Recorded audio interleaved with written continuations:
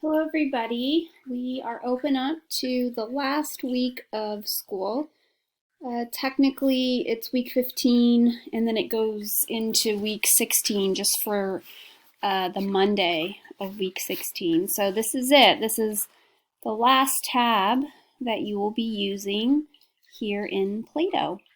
You probably hear my little fountain going in the background, so sorry about that. It is relaxing though. So let's take a look at what we're going to be discussing this week for chapter 11, which covers groups and individuals. So it is the last chapter in the book that we're going to cover. The book actually does have chapter 12, which is covers happiness and adversity and how that affects your health. And I actually love that chapter. It's one of my favorites, but I cut it out just for time's sake. But if you want to read it, you certainly can. You have the book. There's some good stuff in there about happiness and some research on happiness that I think is particularly good. But for this week, you're listening to the podcast now, so you've already done number 1. You want to look over the objectives, which are here. Kind of gives you a bird's eye view of what we'll be covering in this chapter. This is good to look at before you even start reading. It'll be super helpful. Then you want to look over the lecture slides.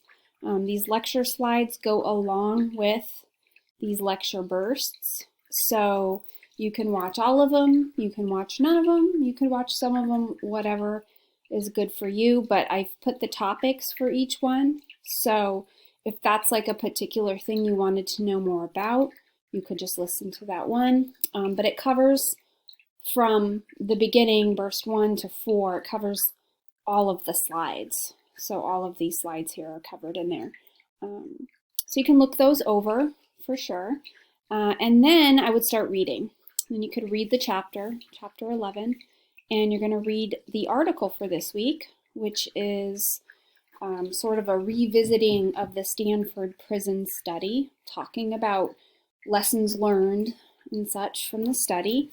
This is good to do after you've read the chapter, okay? Because the chapter does have some things that are particularly important for groups, which are it's all gonna matter when you look at the group dynamics that occurred in the Stanford prison experiment, the study that Zimbardo did. So it helps to have sort of the concepts as an underpinning to understanding what took place here, okay?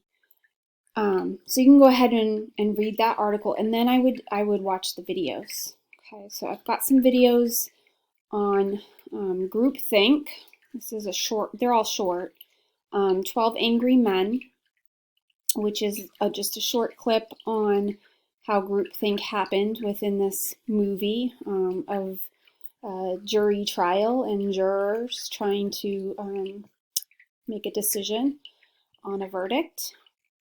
I have the video that you saw back when we covered chapter 8, when we talked about conformity and social influence. This is the same video, but I want you to focus a little more on how conformity relates to groupthink, specifically now, that you'll have a little more of an understanding for that. We're going to take a look at the Ringelmann effect, aka social loafing, which I talk about in lecture. It's also in your book, What is Social Loafing? Here's another really great video that mentions some key terms that I think will help put into perspective how this operates within group dynamics. Look at a little short video clip of an instance of diffusion of responsibility. We have also talked about this throughout the semester, but again, I'm going to have you guys watch this. We've talked about it in the past and how this occurs in emergency situations, like when we were covering chapter 9, we talked about that. But here we see it pop up a lot in group dynamics. When we're in a group of people, there is often a diffusion of responsibility that occurs. So this little video will demonstrate that. And then here is the famous Stanford prison experiment. Now, I couldn't post the actual footage of the Stanford prison experiment. That was my dog. He's grumbling over in the sunshine. For some reason on YouTube, it would not let me copy and paste the link. But if you're interested in seeing the original footage of the entire video, it's about 50 minutes long. You could Google it or just put it into YouTube and you'll find it. But what I put here for you, this is about 30 minutes long, and it's a BBC documentary talking about the Stanford prison study. It has various clips from the original footage, but also highlights, kind of like walks you through it and talks about like what happened, what were some of the dynamics that went on there. So it's a really good one. And then this one here relates all of that original study to a more recent incident at a military prison, a U.S. military prison over at Abu Ghraib. This is kind of a recent incident within the last 20 years that happened, and it really mirrors the Stanford prison study. I think we mentioned this Abu Ghraib incident when we did talk about obedience and compliance. So there's a lot of those elements there as well. But I want you to watch this because it just talks about the relevance to today. Like we see something like the Stanford prison study and we think, oh, that could never happen. You know, it's kind of like the Milgram study. That would never happen today. People just aren't like that. People don't conform like that. So it's eye-opening. I think it'll be good for you guys to watch. Once you've watched those two in particular, I want you to fill out this worksheet. This is an assignment worth 5 points this week. It's particularly on the Stanford prison study video. And if you can't get enough from watching this video to answer the worksheet, like I said, just go into YouTube and type in Stanford prison study and look for the original footage. It'll be obvious what that is, and it's 50 minutes long, and you can watch that.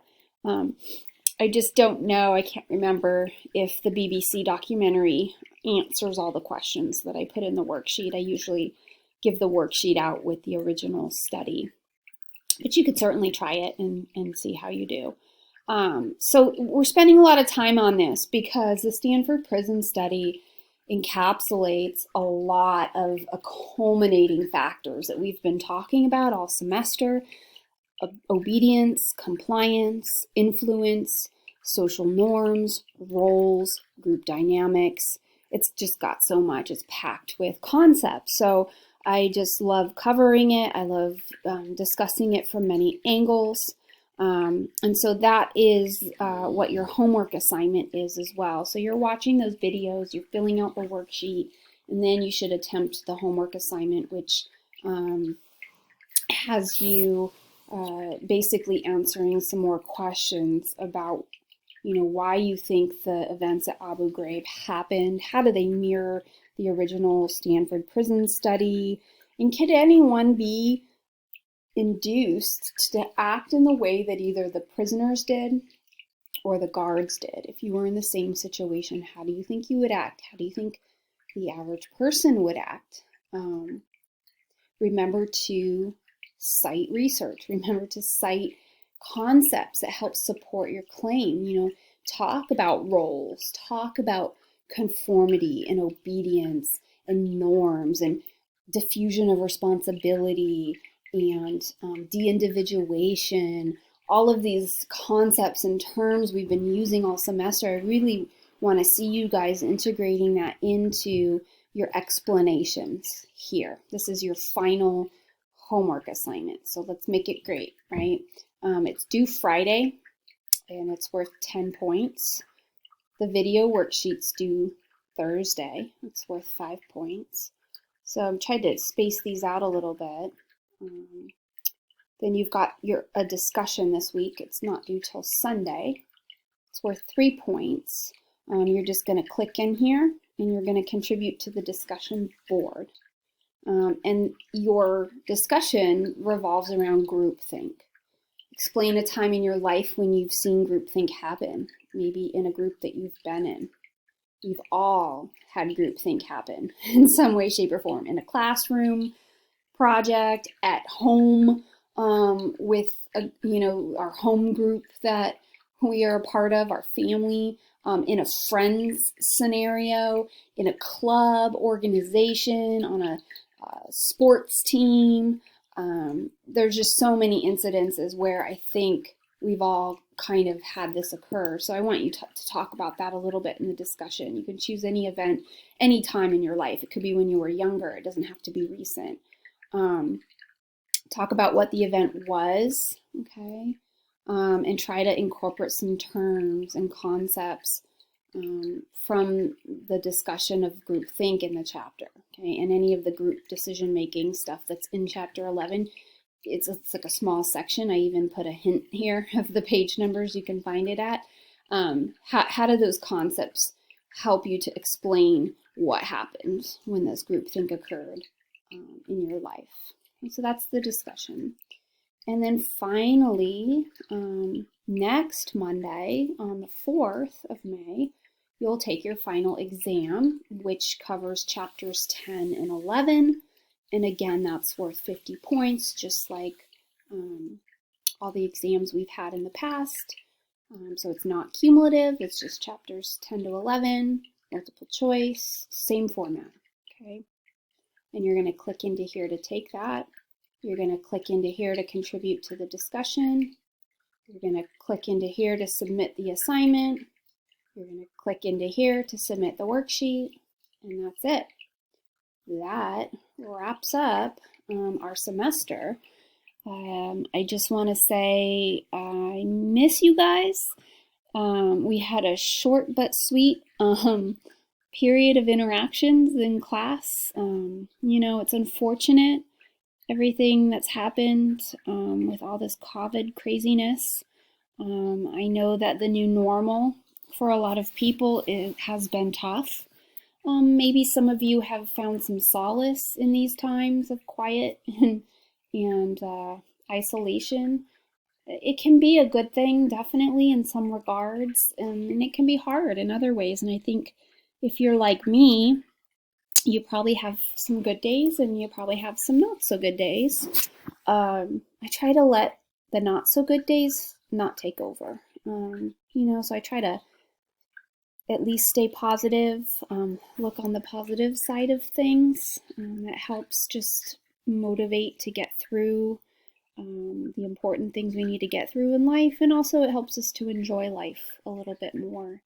This is kind of a treasure, the time that we're given, where we don't have a ton of meetings and places to go, but I realize the workload has also been quite a bit of an adjustment. I've had days where I've literally cried over the workload, and then I get back up the next day and get back on the saddle and do it again. I did get sick with COVID. Thankfully, I'm better. It was about a 3-week course. Thankfully, I also don't have any pre-existing conditions. I can't stress enough how important that is. I'm a health psychologist. Some of you have taken health psych with me, and you know that diabetes, heart disease, hypertension, and obesity are killing people today. And I think we're really seeing the effects of that. People with those diseases do not have strong immune systems. Their bodies are already vulnerable. And then a virus like COVID comes around, and they're the ones who are hit hardest. So it's just so much more important why we should pay attention to our bodies and treat our bodies well, what we put into our bodies, sleep, all of that stuff. So, if you haven't taken health psych yet, please take it with me. I'm teaching it in the fall. I still have spots open. You can take that with me, and I would love to see you all. But otherwise, have a great summer. If you're taking any classes online, I'm teaching social again. You won't be taking that, and intro. But have a great summer, and I hope to see some of you back in the fall. Bye, everyone.